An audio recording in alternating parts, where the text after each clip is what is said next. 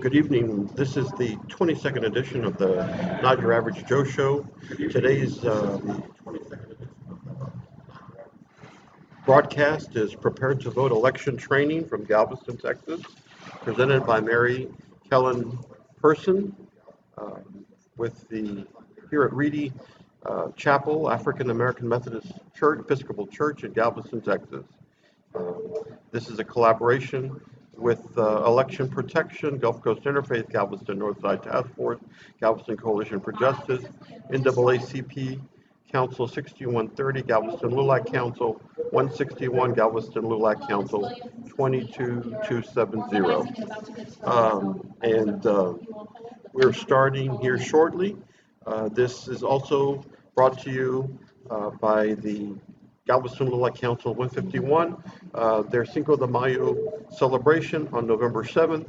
We encourage you to attend that and make it part of your planning for the month of May of 2017. And we'll be starting soon here. The training, Prepare to Vote election training for 2016. Election day is November 8th of 2016, and these are techniques to protect the integrity of the vote. Hi, who just joined? Hi, Mary Kelly. This is Leah. We are getting started soon enough here. Folks are coming in here in Galveston where we are in person. And we're getting set up online, and there are a few folks also on the call. And give us a moment, we'll also get started.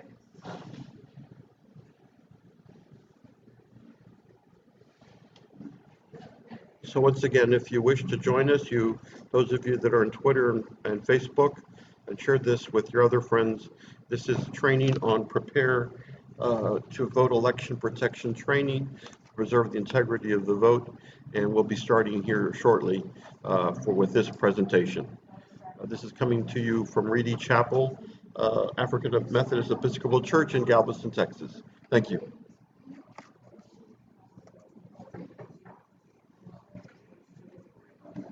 How's that? Yeah. How are you? I'm Leah. Hi, Steve. I saw an email from you. Thank you for joining.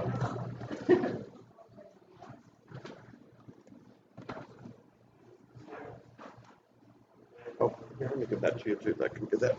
Oh, that's fine. So I have to, can I? You put it down, yeah, then we'll pick up. Will it mess with this? No, Won't it interfere? I don't think so.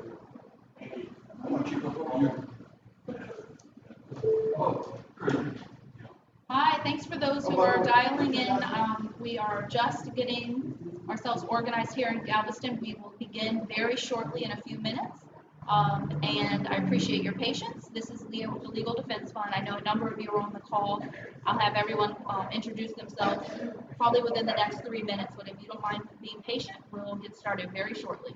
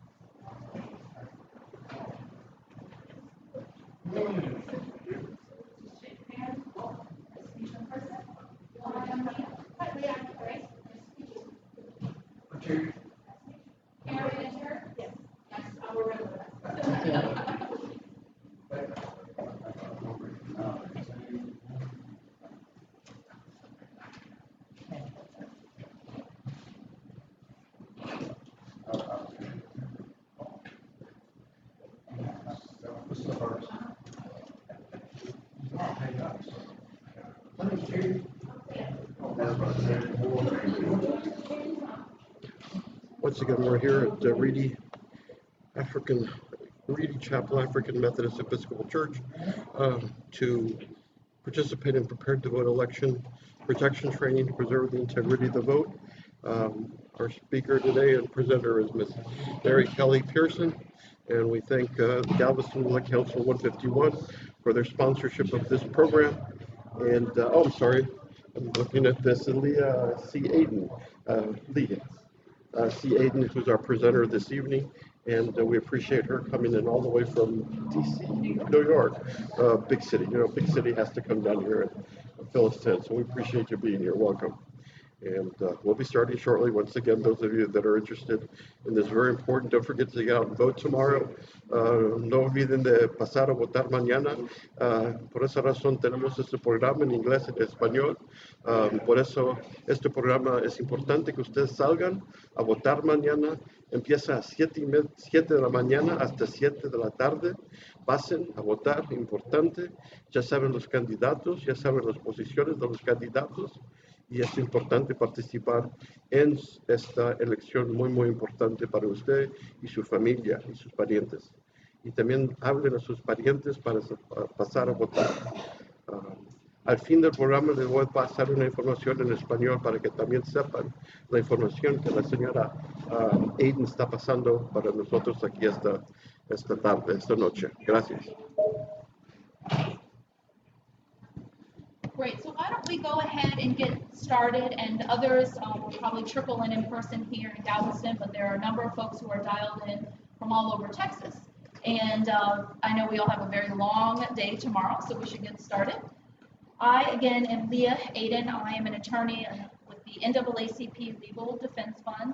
I'm really happy to be partnering with the Galveston NAACP, various LULAC groups, including, and I'm not actually sure why they're different numbers, but LULAC Galveston Council 151, LULAC Galveston Council 22270, the Galveston Northside Task Force, the Galveston Coalition for Justice, the Gulf Coast Interfaith.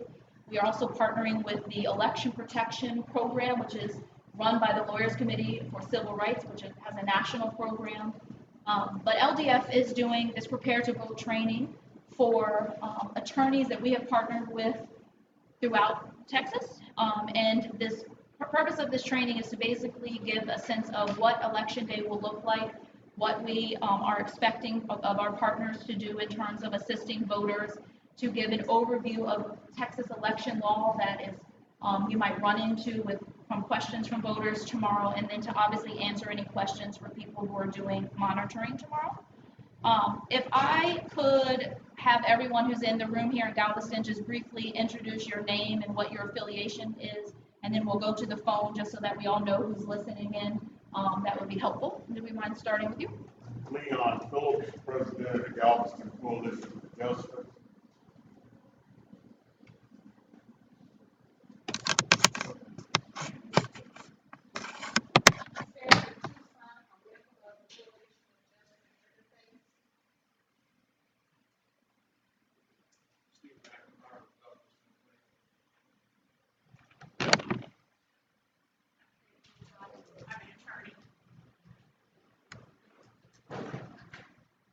John, community activist.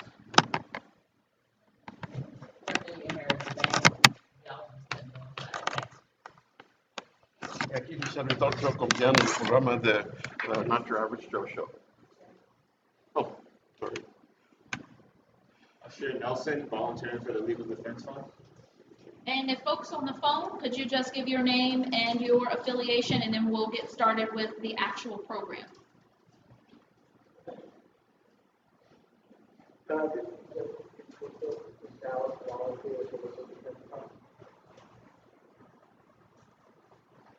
Mary Margaret McCartney in Dallas.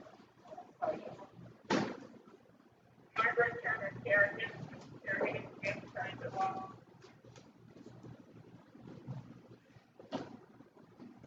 Mary 20%, I'm a attorney with Rob Newman, I'm not an attorney. I'm with Cal Office.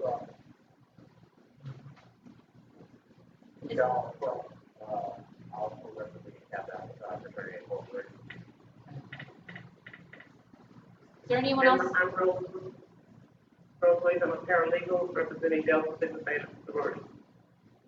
Wonderful. And I know that they're on the call. We have people in Dallas, we have people in Houston, and these are volunteers again who are helping us with various polling precincts across Texas.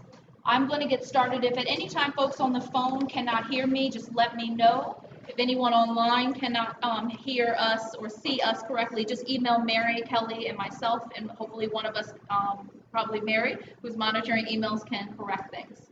I would love this to be a conversation, so while I'm going to talk through some information that I think folks should know, feel free to jump in anytime with a question. For folks who are from Texas and who live here, you may have insights on things or based upon past election knowledge of common things that you've seen happen around elections that you think we should know about and be prepared for. I'd love to hear those. In particular, a couple things that I just want to make sure that is clear before we leave, which is that there has been a change in the ID requirements in Texas. It's caused a lot of confusion, as we know, through early voting. LDF has been litigating that issue, so it's really important that volunteers are clear about that. But it's more important that if you don't have the answers to questions tomorrow, you know who to call, because we're all resources to one another, and there are tons of resources for us. So tomorrow is a big day. It is a consequential election. And our job as volunteers is to make sure that every eligible voter has the opportunity to vote a regular ballot, if at all possible, under all circumstances tomorrow. Our goal is to not have people cast provisional ballots. Our goal is to get people to count and cast regular ballots. Our goal is to also provide information to people. We don't care how they vote. We care about that they vote and that they have access to a fair process. We have partnered with attorneys who are in particular concerned about minority communities in Texas and making sure that they have the resources. For the Legal Defense Fund, it's important that we protect Black voters. That is part of our 76-year history, including in Texas, is making sure Black voters have access to everything they need to equally participate. And so this information and where we have assigned people to polling precincts is meant to support Black voters in Texas, and all voters who are serving the precincts where you will be stationed. I'm going to walk through this presentation in 4 parts. Again, please ask questions along the way. The first part is just to talk about the general structure of the program. The second part is to talk about your particular role as a voter protector and what to expect. The third part is to talk about the common issues that we expect to see on Election Day and some of the ways that we can address them. And the last part is to go over some basic Texas law, including, again, the change in the voter ID requirements and what voters, the potential questions that voters are likely to have.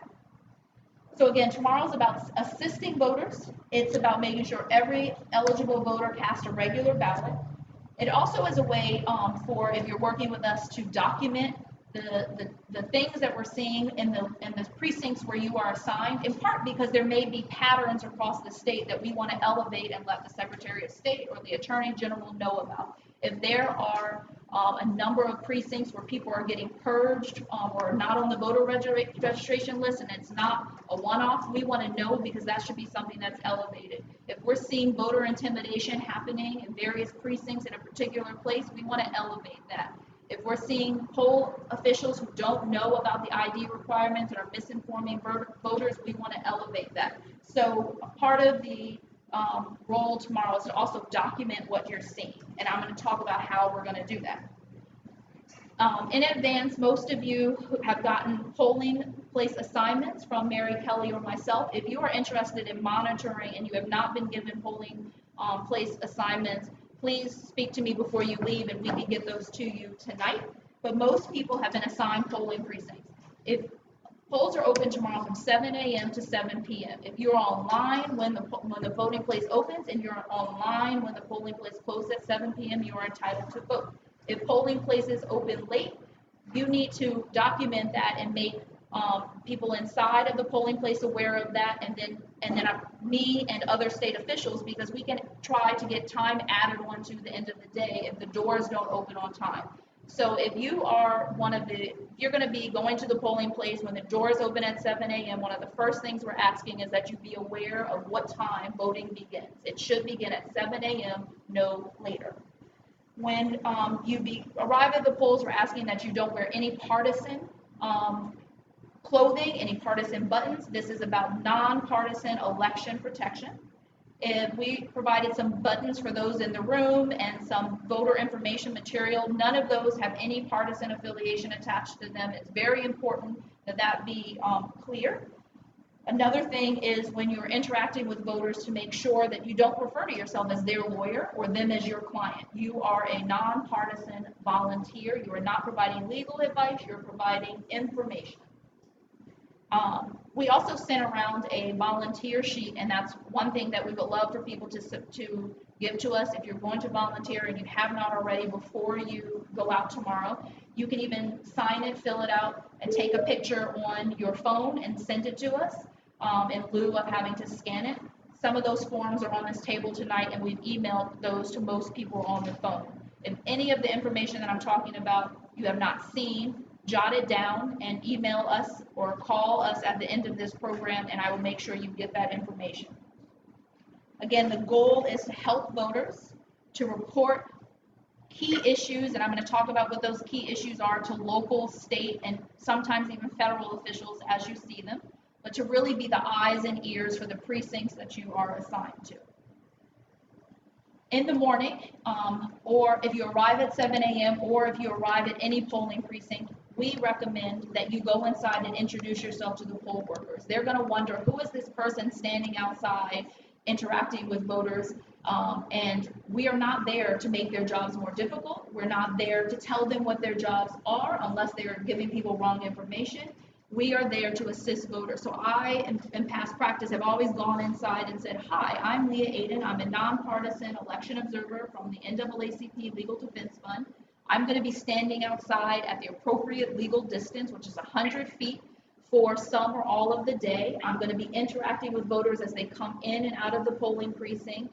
I am here to assist them. And just so that they know you're there and you don't want anyone to, think of you as basically someone who's trying to impede voters or impede the election process.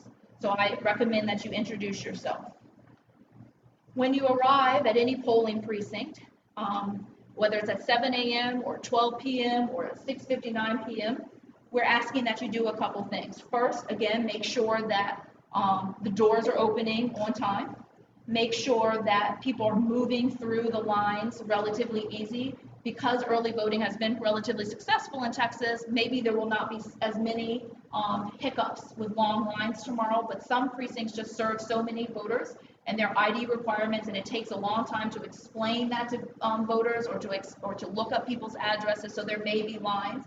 But if you are noticing that lines are forming and getting so long that people are leaving, that's something that you want to take note of and also talk to people inside about. We don't want anyone walking away who is eligible to vote and who doesn't vote because the process is moving too slowly, because of perhaps there are not enough machines or resources inside the polling precinct. One thing we also want you to do when you show up is to check for appropriate signage. In particular, Texas has gotten into trouble recently for putting out information that says, in some places, photo ID requirements, without saying there are photo ID requirements for people who possess them and can and reasonably have them, and there is a non-photo ID option for people who don't have and cannot reasonably obtain them. In the PowerPoint that we sent you, we gave you pictures of signs, the old sign, which is contrary to a federal court order, and a new sign, which is compliant with the court order. One sign says, here are the 7 photo IDs that are required, that you must show if you have them.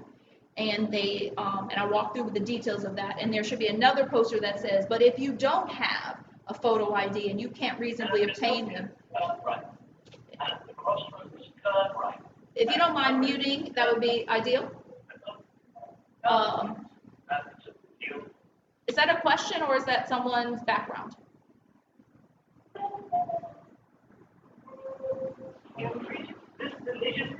Please mute your phone, please. Please everyone mute your phone unless you're asking a question. And I walked through the details of that, and there should be enough proof that says, but if you don't have a photo ID, you can't reasonably obtain. Please mute your phone. If you don't mind muting, I hope they're watching it on here. I'm asking asking, if everyone who's listening can please mute their phone. Please mute your phone. We've got 6 viewers online.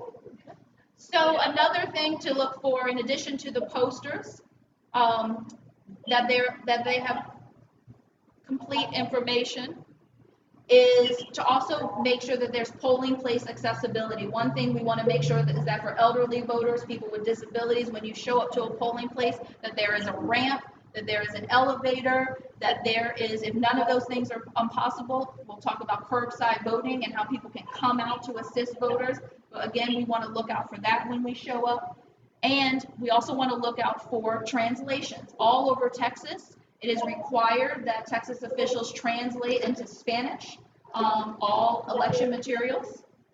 And in Harris County, Chinese and Vietnamese the signs must be in Chinese and Vietnamese. So when you show up, though we all may not speak Chinese or Vietnamese, we definitely want to be making sure that the materials that are being displayed have both English versions, Spanish translations, as well as, particularly in Harris, for those folks who are going to be in Harris, Chinese and Vietnamese translations. It is required that we stand 100 feet from the polling place door. There will be a marker, and we are not to go inside of that 100 feet. So what we're trying to do when we stand at that 100 feet is catch people going into the polling place and catch people coming out. I recommend that you don't stand next to any of the people who are partisan affiliated, that you move away from them because you don't want to be considered a partisan campaigner. And similarly, you want to situate yourself so that you can see people going in and out of the polling precinct. And that's important because when you greet people going in, you want them to know who you are and that you're a resource for them. You can stop them and say, hi, again, I'm Leah from the NAACP Legal Defense Fund. I'm a nonpartisan observer. Do you have any questions before you go in? Or if you have any problems casting a regular ballot once you're inside, feel free to come back out and talk to me and I'll try to assist you.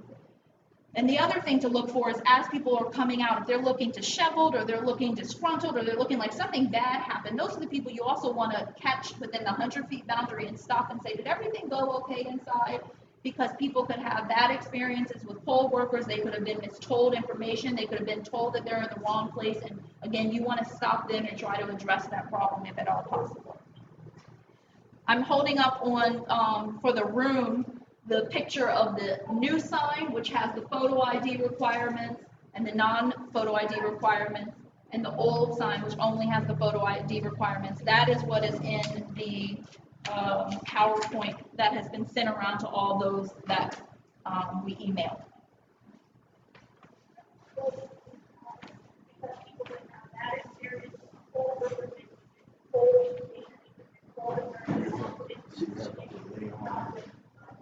Probably that someone's listening to Is us. there any way that the person who is listening or streaming in can please mute the phone because we can hear the feed, and I'm sure it's interfering with folks who are listening.